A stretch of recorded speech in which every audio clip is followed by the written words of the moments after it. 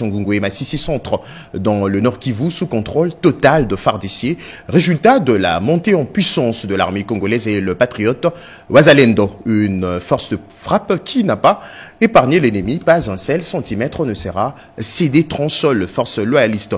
C'est récit et d'Oscar Mbal. Les combats s'intensifient entre les FARDC et le M23 dans les territoires de Massissi, dans l'est de la République démocratique du Congo. Les vaillants soldats congolais, en synergie avec les jeunes patriotes Wazalendo, infligent de lourdes pertes en hommes et matériel de guerre au mouvement terroriste, le M23, avec ses alliés rwandais, les éléments de RDF. Na mimito tozoloba tozana ngomba ya mushumba oyo ngomba ekangaki makasi nyonso M23 ngomba oyo tosali lisomba 2 jours. Troisième jour na tongo tomontele bango ala so bango tubaki mitala biloko nyonso babwaki oyo biloko nyonso babwaki biloko nyonso na babwaki leba biloko tokuti na kati ya defense oyo M23 akimi atikeli biso tokokende liboso et puis tokobeta bango tina hadi. Si Massissi Centre est sous contrôle des forces loyalistes, le FARDC progresse vers d'autres localités après avoir repris celle de Ngungu. Les forces armées de la République démocratique du Congo sont donc déterminées à libérer toutes les zones conquises par l'ennemi et les bouter hors du territoire national. Question de traduire en acte la vision du commandant suprême des forces armées, Félix Antoine Tshisekedi Tshilombo, qui veut faire de la RDC une puissance économique et militaire de la région. Vraiment, on a célébré le drapeau à Congo. La population a furahi sana hapa ni ndani ya senta ya Ngungu. Une puissance de feu saluée par la classe politique congolaise. Claude Maluma, cet acteur politique et écrivain, estime qu'il s'agit d'une détermination du garant de la nation. On l'écoute. Effectivement, à la page 218 de notre livre Génocide au Congo pour votre confort, nous avons parlé d'une restructuration de l'armée rapide qui s'imposait et Félix Tshisekedi l'a fait et nous avons aujourd'hui une armée qui est si puissante que les gens ne sous-estimaient. Parce que le choix de la paix que Félix Tshisekedi avait fait, au chapitre 4, nous en avons parlé, qu'il a fait le choix de la paix et les gens n'ont pas écouté. Les gens cherchaient toujours dans le chapitre 5 que nous avons parlé, le prime des collabos, c'est-à-dire il y a des Congolais qui sont devenus des collaborateurs. Alors qu'en ce moment ici nous sommes, c'est le moment que nous devons être unis. Comme en Ukraine, des pays en guerre, les gens sont unis pour défendre leur pays. Aujourd'hui on voit d'autres Congolais qui sont en train de compléter contre leur propre pays. Et c'est triste, c'est notre pays. Et nous, bravo à notre FARDC, bravo aux voyants soldats, nous pensons à eux chaque fois parce que ces gens, nous en avons besoin. Et Félix Tshisekedi a mis les moyens.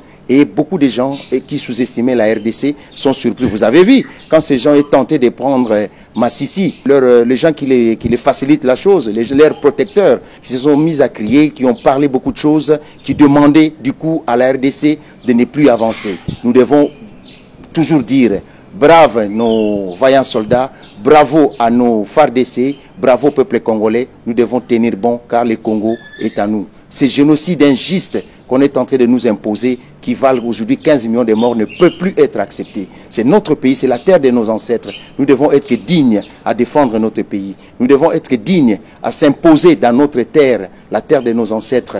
Lumumba disait l'histoire du Congo sera écrite par ses propres enfants. Ces enfants de FARDC sont en train d'écrire l'histoire du Congo.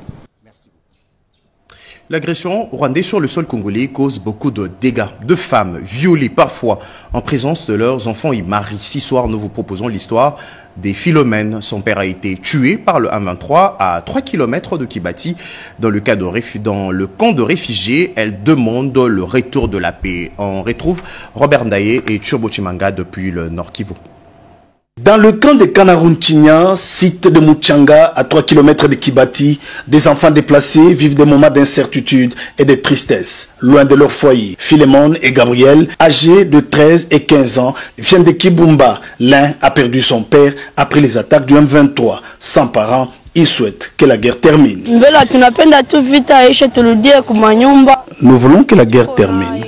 Nous voulons que la paix revienne à l'Est. Nous avons besoin de rentrer dans nos familles. J'ai envie de retourner chez moi pour aller faire les champs, aller travailler pour ma famille et trouver une vie meilleure. Dans un contexte de crise où des milliers de déplacés ont été contraints de fuir leur foyer, l'accès à des ressources essentielles comme l'eau potable, la nourriture et des vêtements devient critique. La présidente internationale de Mama Molende a décidé d'agir, consciente que chaque geste compte. Informée que l'eau a été le premier besoin identifié dans le camp des déplacés, les Mama Molende ont pu fournir des milliers de litres d'eau potable. Les bénéficiaires, souvent obligés de parcourir de longues distances pour s'approvisionner, s'en réjouissent. La question de Goma n'est pas une question provinciale, c'est pas une question sectorielle. C'est une question qui concerne toute la République, parce que la République démocratique du Congo, dans son ensemble, forme un corps. La réalité sur le terrain est tout autre. Les moyens sont très minimes. Les besoins en ressources vitales sont énormes, au point où, comme vous pouvez le constater, c'est l'instinct de survie qui prévale. Dans ces camps de Muchanga, la présidente de Mama Molende a personnellement supervisé la distribution de vêtements adaptés aux conditions climatiques. Les Mama Molende ont pris le temps de faire elles-mêmes la cuisine, question de montrer de l'amour à ses enfants. L'initiative de la présidente internationale de Mama Molende est un bel exemple inspirant de solidarité et d'humanité. Son action rappelle à tous l'importance de tendre la main à ceux qui souffrent. Toujours dans l'est de la RDC, le Grand Kivu vont debout contre l'insécurité et l'agression dans la partie est de la RDC. À l'issue de concertation des forces sociales associées au chef coutumier, un message a été lancé pour le retour de la paix, non pas seulement dans le Nord Kivu, mais aussi une partie du Sud Kivu en proie aux groupes armés Rikinzuzi et Cédric Kenina.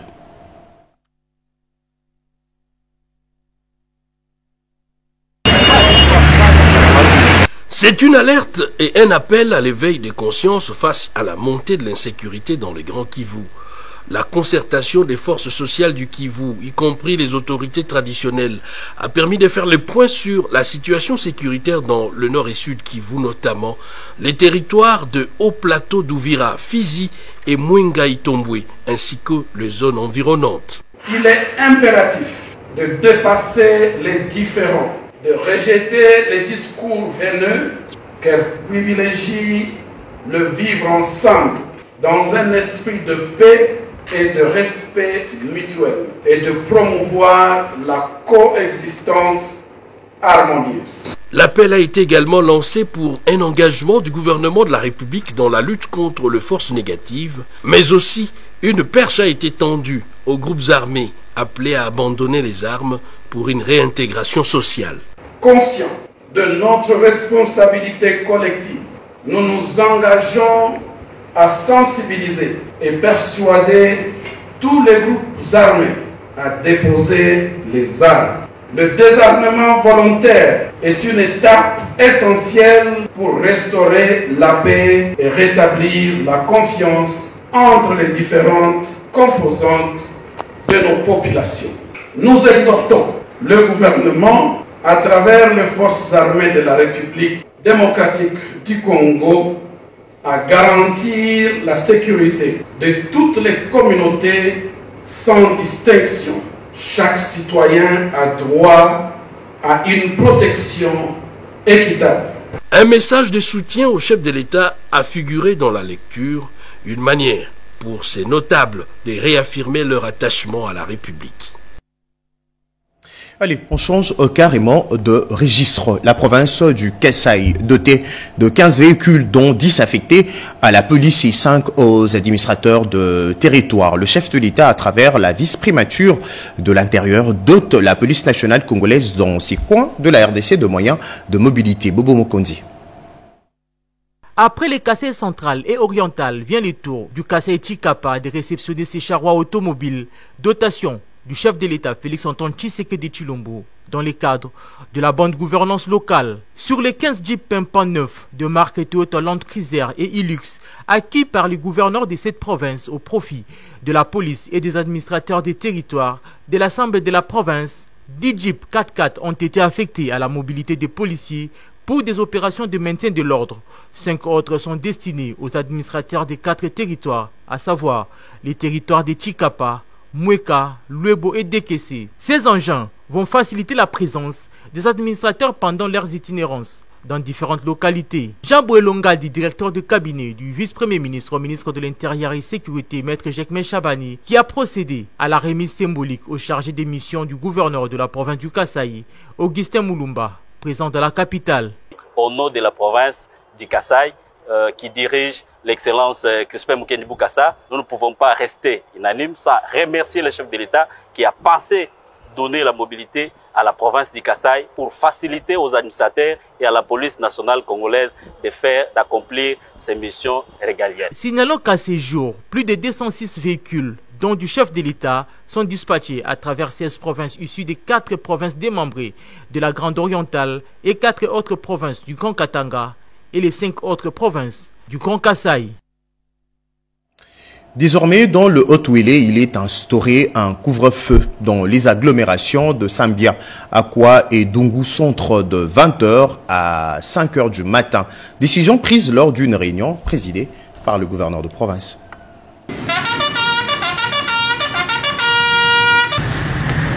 Autour du gouverneur du Haut-Ouélé, ce mercredi 8 janvier 2025, tous les membres du Conseil provincial de sécurité, la délégation de l'Assemblée provinciale, conduite par son vice-président, le ministre provincial, les acteurs de la société civile et le représentant des deux communautés en conflit. Au terme de leurs échanges, il se dégage que la situation à Sambia et à Akwa est sous contrôle, quoiqu'encore précaire. Nous sommes réunis pour évaluer la situation sur terrain. La situation est relativement calme. La situation est également sous contrôle. En vue de rétablir l'ordre et la sécurité dans le coin, le Conseil de sécurité élargi prend une batterie de mesures à observer par tous. Une équipe mixte, gouvernement provincial, Assemblée provinciale, ainsi que quelques responsables du comité provincial de sécurité, de la société civile et d'autres structures vont descendre sur le terrain pour sensibiliser davantage différentes communautés sur la nécessité de préserver la paix et de vivre ensemble, de renforcer les éléments de la police nationale. Dès aujourd'hui, il y aura couvre-feu à partir de ce soir, de 20h à 5h, un renforcement de patrouilles, des bouclages et des perquisitions. Il y avait usage des armes à feu. Aux deux parties en conflit, Jean Bakomito Gambou lance ce message de paix. L'État que nous représentons en province ne tolérera plus toute forme de dérapage, toute forme d'attaque des uns contre les autres. Aux uns aux autres, nous demandons de se calmer. La situation des limites trouvera solution. En plus de la mission provinciale mixte dépêchée sur les lieux, le gouverneur annonce l'arrivée de celle du gouvernement central sous l'égide de la vice-primature en charge de l'intérieur. Je le disais à l'entame de cette édition, amélioration de la vie sociale de Congo, les réductions de prix de denrées alimentaires sur le marché, encadrement des enfants de la rue. La rue s'est exprimée au micro de nos reporters Iverson Kaboba et Chimène Dondo.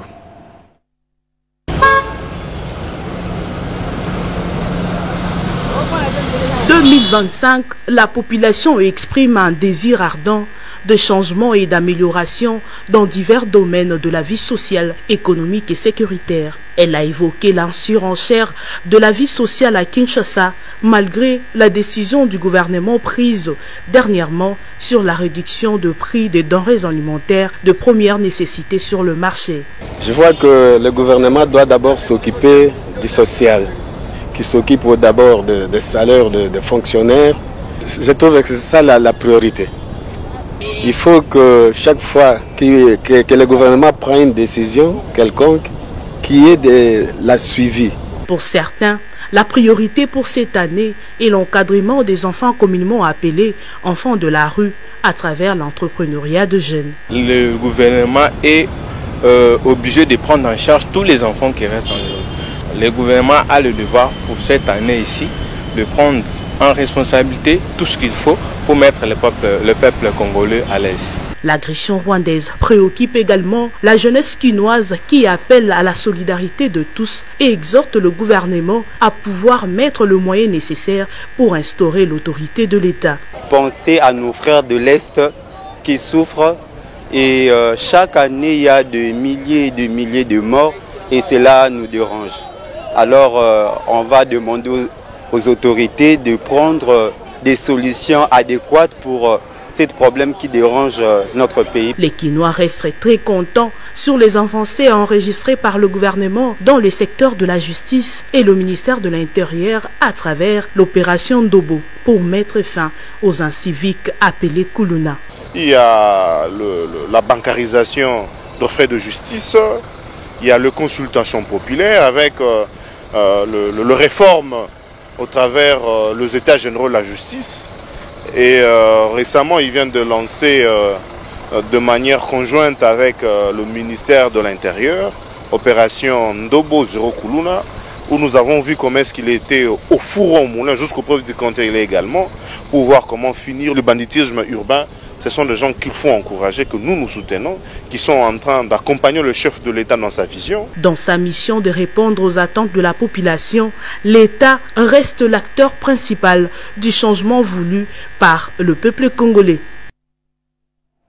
Dans l'actualité également, lancement hier, mardi 7 janvier 2025 à Kinshasa du projet d'appui aux droits et moyens de subsistance de communautés locales et autochtones pygmées pour le développement, le climat et la conservation. Un projet qui vise à sécuriser environ 500 000 hectares de terre. C'est un reportage signé René Ngwangu et Chimène Dodo.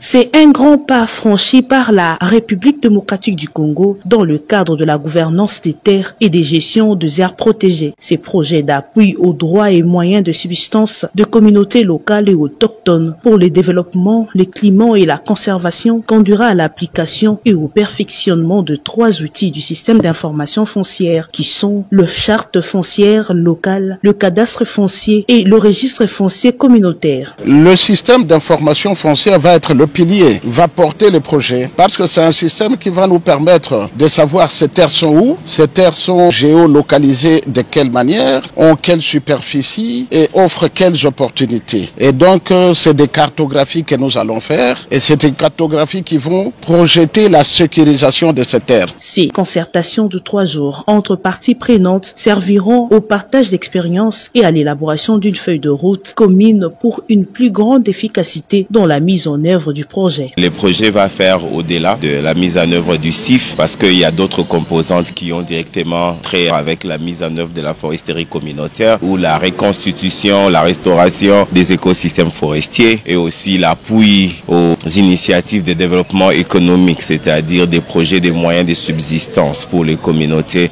afin de pouvoir contribuer tant soit peu à la réduction de la pauvreté dans les milieux ruraux, effectivement dans les endroits où le projet sera mis en œuvre. Pour cette phase pilote, 5 provinces sont ciblées. Il s'agit de la Tchopo, l'Équateur, le Kwilu, le Congo central et le Sud-Ubangi. Tout à fait autre chose. Spoliation des espaces du lac Tchombe dans le Haut-Katanga. Pour des explications, le vice-gouverneur est interpellé par l'organe délibérant.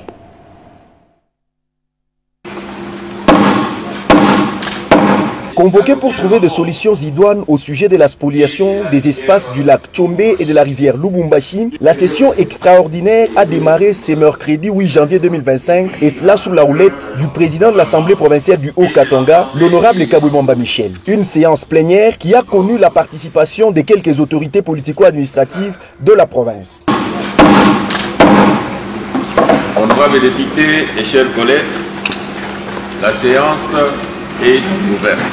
Après lecture de la décision sur la convocation de cette session extraordinaire par l'honorable rapporteur, l'honorable président de cet organe délibérant a accordé droit au chapitre à la commission spéciale chargée de s'enquérir de la spoliation des espaces dans la ville de Lubumbashi notamment, des rivières et lacs par des tierces personnes. Ce rapport, qui revêt d'un caractère particulier, a retracé de fond en comble les réalités liées à la spoliation des biens appartenant à l'État congolais, suivi des recommandations soumises à l'Assemblée plénière pour leur mise en application. Quant à l'ancien maire et actuel vice-gouverneur Kazimé Choula, il a travaillé dans l'opacité en émettant des documents dont la traçabilité pose problème jusqu'à ce jour. Chose qui a retardé l'élaboration de ces 10 rapports. Au révérend Bishop Lambalamba de réparer tout préjudice causé à ses voisins par son projet conformément à l'article 1382 du Code civil, livre 3, Dans la suite de cette séance plénière, une série de questions adressées aux membres de la commission aménagement du territoire et environnement qui, à leur tour, ont éclairé les zones d'ombre avant l'étape de l'adoption de ces rapports moyennant les observations des honorables députés provinciaux. Le rapport est adopté. 3 matières sont retenues pour cette session extraordinaire, entre autres. L'audition et adoption du rapport de la commission spéciale chargée de s'enquérir du cas d'expoliation du lac Tchombe et de la rivière Lubumbashi. L'audition et l'adoption du rapport de la commission spéciale chargée de s'enquérir de l'état environnemental au sein et aux alentours des entreprises Métal, Mine et CJCMC à Likasi, l'impact et les conséquences du minage par la société Wash Mining sur l'environnement et la population environnante. Au-delà de la RDC, Nicolas Maduro sera investi président vénézuélien ce jeudi à Caracas pour un nouveau mandat. La RDC sera représentée par le premier vice-président du Sénat, envoyé spécial du président de la République. On retrouve nos envoyés spéciaux Anita Luamba et José Dibone-Kene. Ce grand événement prévu pour ce vendredi 10 janvier au Parlement va marquer le début d'un nouveau mandat pour le président de la République Nicolas Maduro Moros, réélu dans un contexte politique et économique très délicat, alors que Caracas se prépare pour la cérémonie d'investiture du président Maduro. Les projecteurs se tournent vers l'arrivée imminente de l'envoyé spécial du président de la République Félix Antoine Tshisekedi, qui a mandaté le premier vice-président du Sénat José Kalalawa Kalala pour représenter la RDC à ce grand rendez-vous. La présence du chef de la diplomatie parlementaire témoigne de l'importance des relations bilatérales entre Kinshasa et Caracas. L'envoyé spécial du président Tshisekedi va être porteur d'un message officiel de félicitations et d'encouragement au président Nicolas Maduro, réélu pour un nouveau mandat. Ça sera aussi une occasion pour le Venezuela de réaffirmer sa souveraineté et sa vision politique sur le plan international. Depuis Caracas, Anita Luamba et José Dibone-Kene pour le compte de la RTNC. Merci Anita Luamba. Nous allons poursuivre de matériels médicaux reliés à 2 formations hospitalières de la capitale et 2 autres provinces, le Kasaï et le Sankourou, un geste de fonds national de promotion et des services sociaux. Cédric Kenina nous décrit la nature de ces équipements médicaux. Les équipements médicaux et orthopédiques remis à l'hôpital des références du camp Lofungula et au centre hospitalier HOP par les fonds national des promotions et des services sociaux FNPSS. La livraison comprend des machines d'imagerie médicale, des appareils, des radiographies rayons X, des équipements orthopédiques, des systèmes d'aspiration et tout le nécessaire pour permettre à ces 2 hôpitaux d'offrir des soins de qualité à la population. La mission qui a été mise à jour du fonds, c'est de garantir l'accès de nos populations vulnérables aux services sociaux de base. Le plus primordial et prioritaire, c'est la santé. Nous avons pu avoir une ligne budgétaire du Trésor public. Ce que je vous amène ici n'est pas venu d'un bailleur de fonds. Ça vient de l'État congolais. Maître Alice Mirimo a fait savoir que ces matériels et équipements vont couvrir les besoins essentiels, les salles d'urgence, les blocs opératoires, les services de soins intensifs et les laboratoires, y compris les services dentaires et la salle d'accouchement. Je ne sais pas quand est-ce que nous avons encore reçu un conteneur comme ça, des appareils, plus ou moins neufs. Mais le chef de l'État a songé à nous. Ça montre sa proximité avec son peuple. L'objectif est ambitieux en vue d'atteindre 200 conteneurs d'équipements médicaux et d'assurer leur acheminement dans les 26 provinces du pays. Les Sankourou et les Kasaï ont reçu également le même lot. Nous disons merci à la FNPSS pour le travail abattu. Nous disons merci au chef de l'État qui a tenu sa promesse. Ceci est une contribution à la couverture santé universelle, une initiative du président de la République, Félix Antoine Tshisekedi. Santé toujours. Inauguré par le chef de l'État en 2023, l'hôpital militaire du camp Colonel Tchachi dans la commune de Ngalema offre plusieurs services, pédiatrie, imagerie, laboratoire et dialyse. Son médecin directeur parle de l'expertise de cette formation sanitaire. Merci Kanza. Inauguré en 2023 par le chef de l'État Félix Antoine Tshisekedi, l'hôpital du camp Colonel Tchachi est aujourd'hui 6 symboles de la renaissance du secteur de la santé. Le médecin directeur de cette formation hospitalière, le colonel Mbouyou François, commandant du corps de santé de la garde républicaine, précise ce qui suit. Vu l'investissement qui a été fait, il fallait que ça ne servait pas que les militaires de la garde républicaine, mais que ce soit au service de tous les militaires, de tous les hommes en uniforme et de tous les compatriotes, et pourquoi pas ceux qui ne sont pas nos compatriotes, mais qui ont choisi la RDC comme leur seconde patrie. Ainsi que, initialement conçu pour prendre en charge les militaires de la garde républicaine, à ce jour, l'hôpital est ouvert à tout le public. L'hôpital est né d'un petit centre de santé dont nous n'avions qu'un petit centre d'une capacité d'à peine 25 lits. Donc trop insignifiant par rapport à la population couverte de lui. Donc nous sommes partis de ce centre-là d'à peine 25 lits à un hôpital qui en a aujourd'hui près de 300. Aujourd'hui, nous sommes un hôpital qui offre presque tous les services spécialisés, les services médicaux, la pédiatrie, avec des branches, des sous-spécialités. Parce qu'au sein de chaque service, vous y trouverez maintenant des spécialistes qui offrent des prestations spécialisées en fonction du problème de chaque. Nous avons un service d'imagerie complète qui commence par l'IRM, passe par le scanner, biographie numérisée, mammographie. Donc, rien n'a été laissé au hasard, de même qu'un laboratoire avec des automates qui rendent des meilleurs services à la population. Un plateau technique répondant aux normes. L'hôpital Colonel Kanchachi compte ses IC, encore une fois, à la hauteur de grandes formations hospitalières de la RDC. Depuis le New York dans les USA, le vice-ministre de la Justice arrache la réduction des honoraires du cabinet Hogan Lovells, engagé pour la défense de la cause de la RDC, et fixe le défi de 2025. Rodé Panda. Les échanges tenus à New York, aux États-Unis d'Amérique, lundi 6 janvier 2025, entre les vice-ministres de la Justice et Contentieux international, Maître Samuel Mbemba Kabouya, et les cabinets Hogan Lovells sur place aux USA, étaient consacrés à la défense des intérêts de la RDC et surtout discuter de la possibilité de réduire les honoraires autrefois surévalués. Les vice-ministres de la Justice et Contentieux international, Maître Samuel Mbemba, a de prime abord rappelé les credos du gouvernement congolais dont il est membre en ce qui concerne les contentieux international à caractère économique. Sur instruction de son Excellence, Monsieur le Président de la République, chef de l'État, Félix Antoine Tshisekedi Tshilombo, et l'encadrement de notre chef du gouvernement, son Excellence Madame Judith Toulouka, nous avons constaté qu'il y a des cabinets qui défendent très bien les intérêts de la République, mais il y a un constat que nous avons aussi fait et que certains honoraires sont surévalués.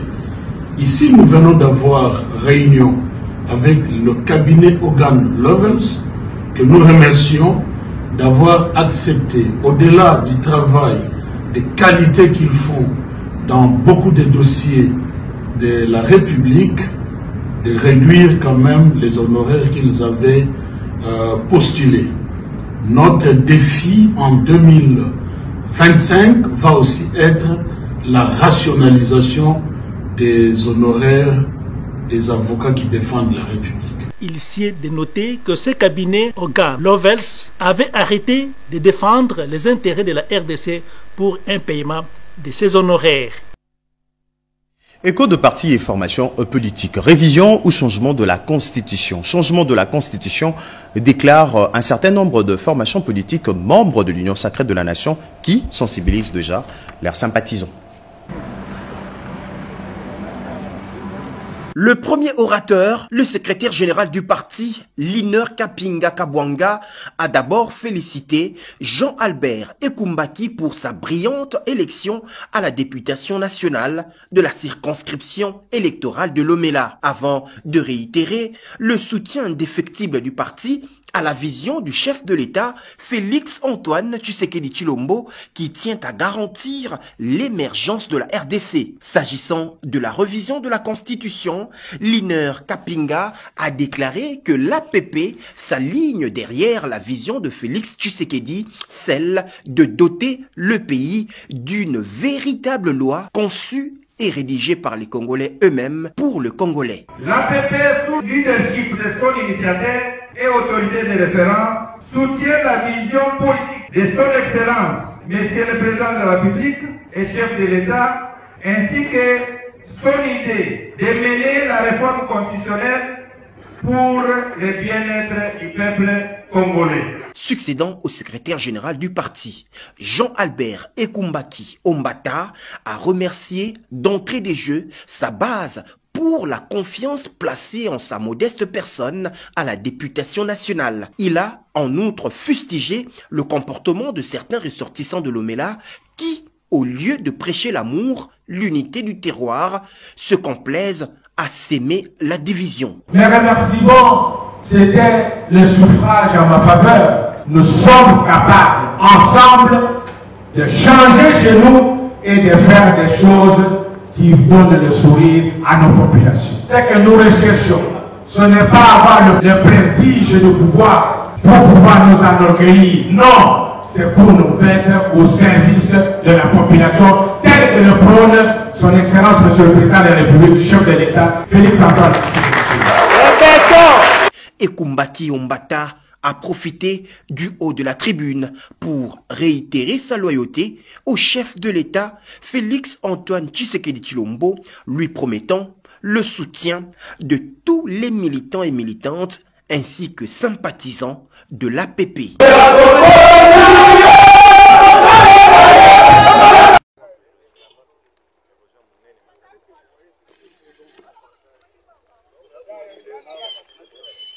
Sala kaka atona mbuzumai sala toza compagnie kuzambuka même quand tozosala inspection bisala ndenge ezosalema awa tozolandela OVD nini azali kosala réellement.